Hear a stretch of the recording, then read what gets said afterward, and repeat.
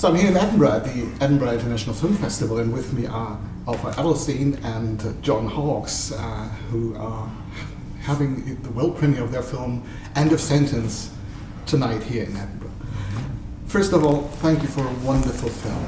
It was really the one I was waiting for, because there's always this one film at a festival that completely blows me away.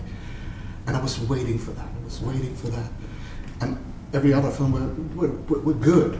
But when your film came along, I felt, oh, this is it. So thank you for doing that film. Thank you so much. Thank you for taking the time. Oh, that's very kind. yeah, like we can end the interview. Yeah. It's never going to get better than that. That's very kind of you to say. Yeah, really wonderful. Yeah. Yeah. But for our viewers who are not able to be here and watch the film, can you tell us in your own words what the film is about? It's about, well, it's a road movie, obviously, but at the core of it, it's a story about it's about family and the complications of being in a family. That sort of the nuclear relationship between, be it a father and son, or a daughter and a mother, and all of those. So and the struggles to be a human being. You know, we all carry some sort of weight with us. We all carry some sort of a secret that we try to succumb and push down and deal with being, you know, keeping up that face. And yeah, that's sort of at least part of what this film is dealing with. And this is also your first feature film debut. You've done, before that, you've done some short films, for example, Sailcloth, featuring the late John Hurt. Yeah. How hard or easy was it to transition from short film to feature film? It was quite natural for me. Obviously, it's a bigger, you know, project and a more complex prospect to complete. But I worked as a producer on numerous feature films, so I knew what I was getting myself into, and it was always my aim to start in producing, then go to write and direct further down the line. But obviously it takes more money, more patience, more grit. But I enjoy it. I enjoy every element of it. I enjoy the pre-production period. I love working with writers or write myself. And the shoot is great, you know, working with wonderful people like John. Post music, you know, we both love music. John is in a band. I used to do that in my misspent youth. So all these elements make it worthwhile, and it's a vocation. You know, if it's not a vocation, you shouldn't do filmmaking, because it takes a long time, and it can sometimes be a lonely place, but it is very, very worth it. And the story was written by Michael Ambrose. Yes. Do you happen to know how he came up with the story? Well, he first wrote it as an American road movie piece, and then it became set in another country, and I wanted to move it to Ireland. It's a personal piece for him, you know, reflecting on the father-son dynamic.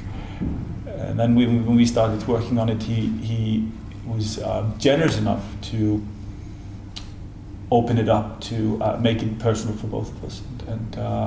But he started from a place that he needed to address those issues, and some of them are made up, but they come from a place of need to address those things.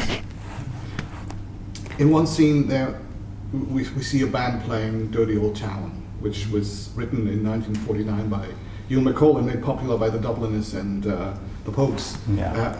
Does this have a special meaning, or what's the reason you chose specifically this song? It's a melancholy song. It's not a happy song, so it was a great fit for the film. It's also a song that's nice to do live, and it's performed live in the room, and Sarah sings it live. There's no dubbing whatsoever, and it was like you said, John. She was fantastic in that scene, wonderful, and one of our favorite scenes from the film. We've been talking about this, and it's just a natural slot for the premise. I thought that's why I chose it. Yeah.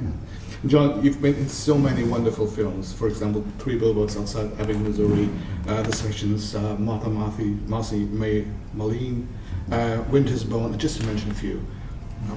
So it's a big pleasure to have you here today for me. So with your sensitive work, you made the character of Frank Vogel so believable. How did you approach, well, how did you prepare for that role?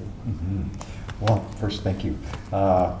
Frank, I loved Frank when I read the script. A lot of people, actors may not have, I'm not sure, but I really related to him in some uncomfortable ways, perhaps. But I approached the character of Frank by first kind of wanting to avoid self-pity.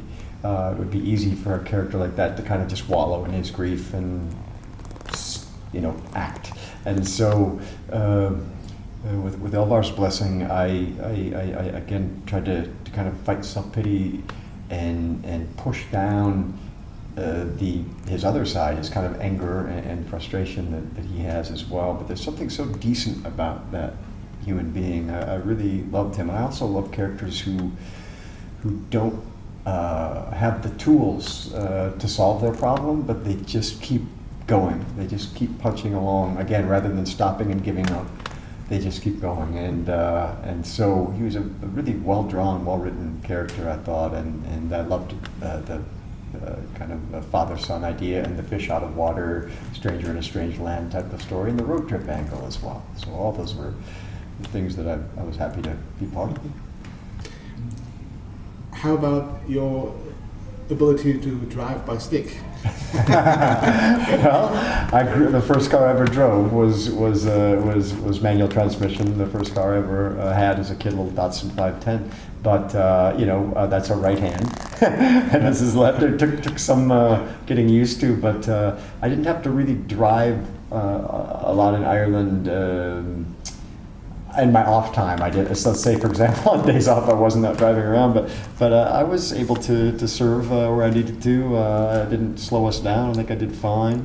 Oh, you're a good driver. Sean or Logan needed a little help, but yeah. We got through. Yeah, it was great. So it was just you pretending to not being able to drive by stick. Yes, exactly. Yeah, it's which is easier, I think, than really not being able to.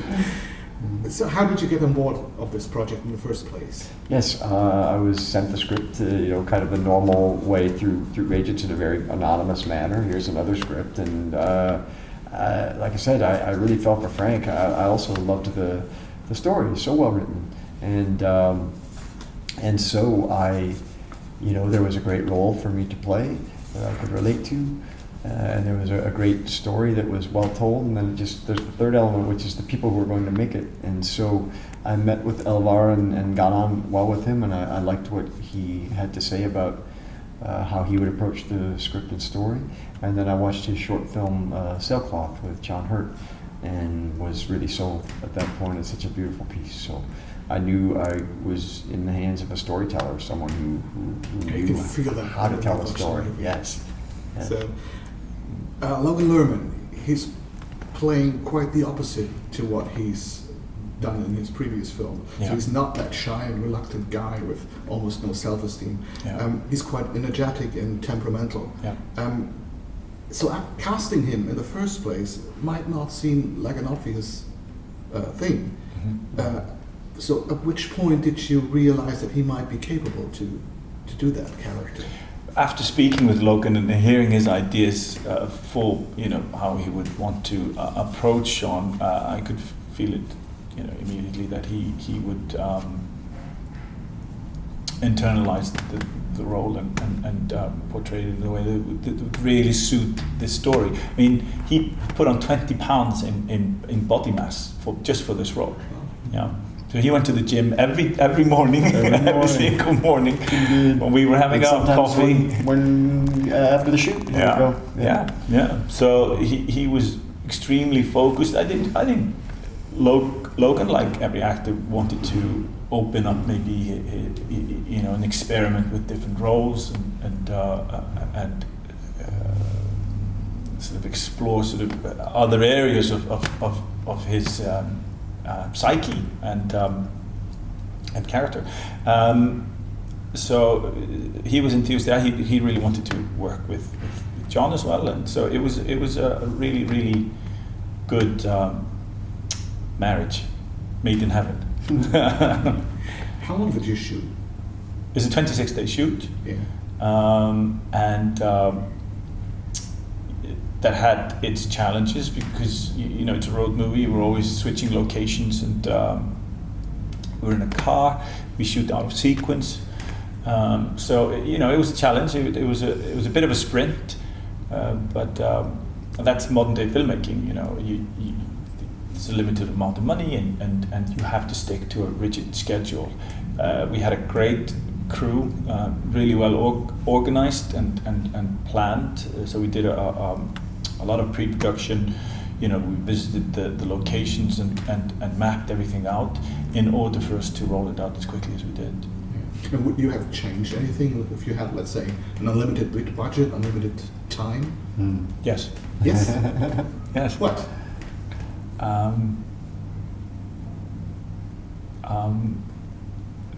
I would have just taken longer and explored more, and it would have turned into a TV series, 8 episodes. You know, we'd follow Frank around for a couple of years before he met Anna, and you know, no, I have no.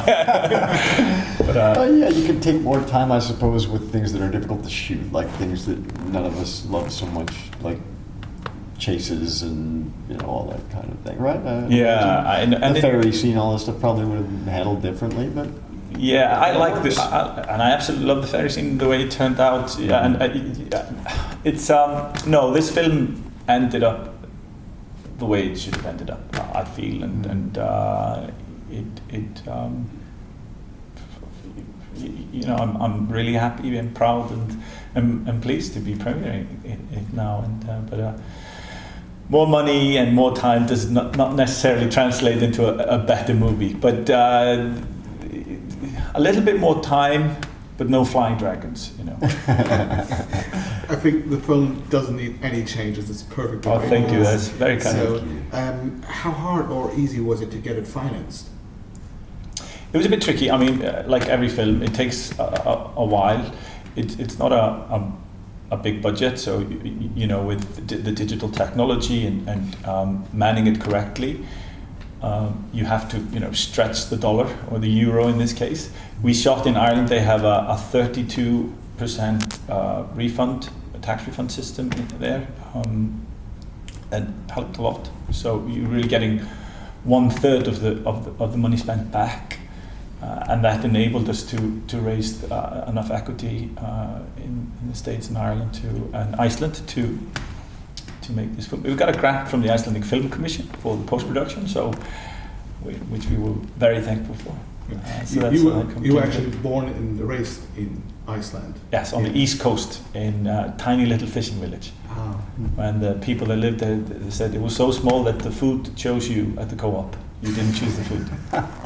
That's a good thing. I'm from a town that's so small we didn't even have a town drunk. We just took turns. That's very true. That's good.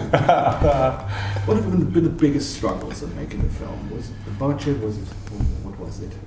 I would say the time the post took, because you know, we didn't have the necessary funds to do it in the as quickly as we wanted to and needed to, maybe. So that dragged on for a little bit too long, and that was a challenge. But we got there in the end, as I say, with the help of the Icelandic Film Commission and a few other good people that chipped in. But everything else was you know, really pleasurable. That's good to hear. Yeah. Where in Ireland did you shoot? All of them, mostly in Wicklow, in and around Wicklow, and Bray, up on the in the mountains, the Wicklow Mountains, and so we were down in Rosslare, where the ferry scene is, pretending to be in Larne in Northern Ireland. So you know, we faked it a little bit, We kind of turned the country around and remarked it. So yeah, those were mainly the places we shot in. Yeah. Are there any releasing plans at the moment? Especially in Germany, since I am from Germany? I don't know. At this point, it's in the hands of the sales. We've got great salespeople in Rocket Science and William Morris in America. So I believe it's being screened in America in the next coming weeks to potential buyers. So we'll see how the role of the film. I try not to preoccupy myself with that. Billy August said, when you finish a project, you should always be on the next project as a director. So I suppose to protect yourself from reviews and or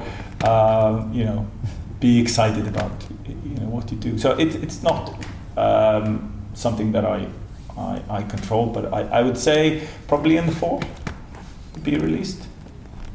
Hopefully. Yeah. Mm-hmm.